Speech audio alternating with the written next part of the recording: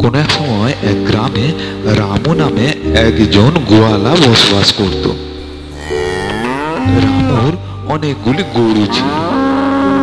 রামু সারাদিন গরুগুলিকে দেখাশোনা করত এবং গরুর দুধ বিক্রি করে সে যে অর্থ উপার্জন করত তাতে তার আর্থিক অবস্থা বেশ সচ্ছলই ছিল।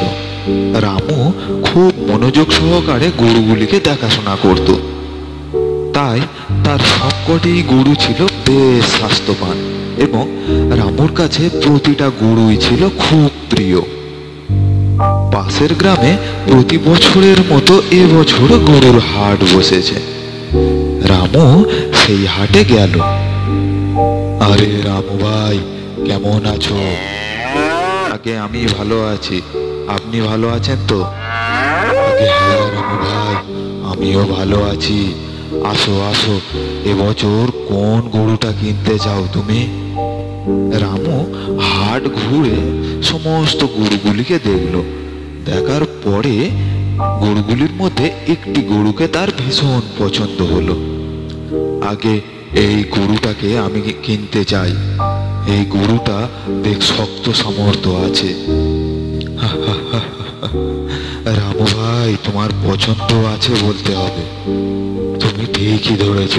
এই গরুটা বেশ শক্ত সামর্থ্য আর অনেক করে দুধ দেয়। এটা নিয়ে গেলে তোমার লাভই হবে। রামু হাটে থেকে গরুটি কিনে জঙ্গলের পথে বাড়ি ফিরতে লাগলো। হাটে থেকে ফেরার পথে একটা মস্ত জঙ্গল পড়ে। সেই জঙ্গল পেরিয়েই রামুদের গ্রাম। রামু গরুটিকে নিয়ে সেই জঙ্গলের পথে হাঁটছে এবং মনে মনে ভাবতে লাগলো, ভালোই ভালোই এই জঙ্গলটা পেরিয়ে গেলে হয়, এখানে না জানি কোনো ডাকাতের হাতে পড়ি কিনা। রামু পথ চলতে লাগলো। হঠাৎ সে সামনে দেখতে পেল একটি লোক। আরে রামু দুধওয়ালা যে, তা গরুটি কি হাটে থেকে কিনে আনা হলো নাকি? হ্যাঁ, আমি হাটে থেকে এই গরুটা কিনে আনছি, কিন্তু তুমি কি করে জানলে আমি দুধওয়ালা? জানারও দরকার নেই আর বোঝারও দরকার নেই। এখনই গরুটিকে আমার হাতে দিয়ে পালা, তা না হলে এই লাঠির গায়ে তোর আমি মাথা দুটুকরো করে দেব। লোকটির এই কথায় রামু একটু ভয় পেয়ে গেল। তখন রামু মনে মনে একটি মতলব বাঁটলো এবং রামু একটু করুণ স্বরে লোকটিকে বলল, আচ্ছা ঠিক আছে, আমি আমার গরুটি আপনাকে দিয়ে দিচ্ছি।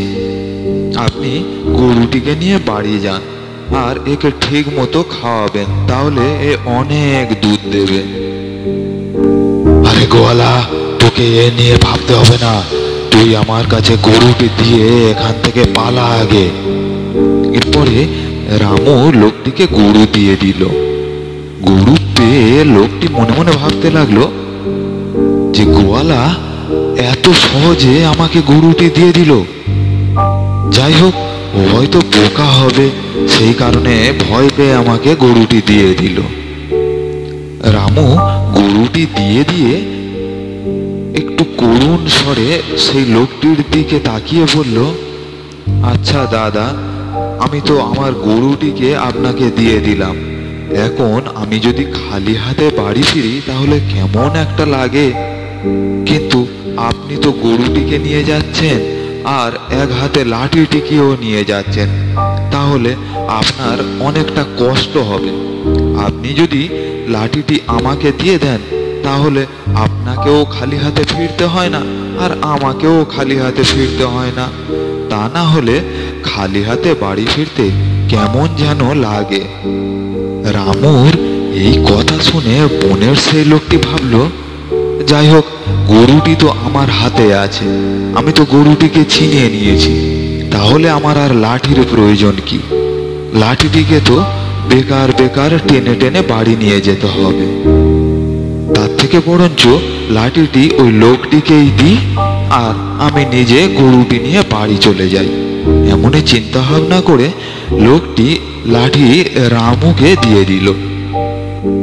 রামু যে যেই না লাঠিটি হাতে পাওয়া অমনি রামু ঘুরে দাঁড়ালো।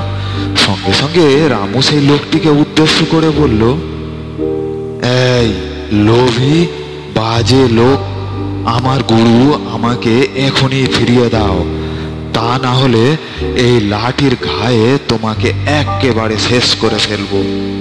আমার কাছ থেকে গরু ছিনিয়ে নিয়ে যাওয়া অত সহজ ব্যাপার নয়। রামুর এই কথা শুনে লোকটি মনে মনে ভাবলো, হায় হায় হায় হায় হায়, আমার এ কি বড় ভুল হয়ে গেল। আমি অস্ত্রটা ওই গোয়ালার হাতে তুলে দিলাম, এইবারে তো গোয়ালা ঘুরে দাঁড়ালো আমাকে মারবার জন্য। আরে দুষ্টু বাজি লোক, কি চিন্তা করছিস? আমার গরু তাড়াতাড়ি আমাকে ফিরিয়ে দে, তা না হলে এই লাঠি তোর গায়ে পড়লো। এরপরে দুষ্টু লোকটি রামুর গরু রামুকে ফিরিয়ে দিল। যা, পালা এখান থেকে, আর যেন কখনো তোকে না দেখি। পালা এখনই, তা না হলে তোকে জানে মেরে দেবো। এরপরে লোকটি সেইখান থেকে চলে গেল এবং রামু গরুটিকে নিয়ে তার বাসায় ফিরে এলো। তাহলে প্রিয় বন্ধুরা, এই গল্পটি থেকে আমরা কি শিখলাম? আমরা শিখলাম যে বুদ্ধি যার, বল তার। প্রিয় বন্ধুরা, গল্পটি কেমন লাগলো প্লিজ কমেন্ট করে জানান। আর গল্পটি ভালো লাগলে ভিডিওটিতে একটি লাইক দিয়ে চ্যানেলটিকে এখনই সাবস্ক্রাইব করে দিন, তাহলে আমরা প্রতিদিন আপনাদেরকে একটি নতুন নতুন গল্প শোনাতে পারবো। আর ভিডিওটি শেষ পর্যন্ত দেখার জন্য আপনাদেরকে অসংখ্য ধন্যবাদ।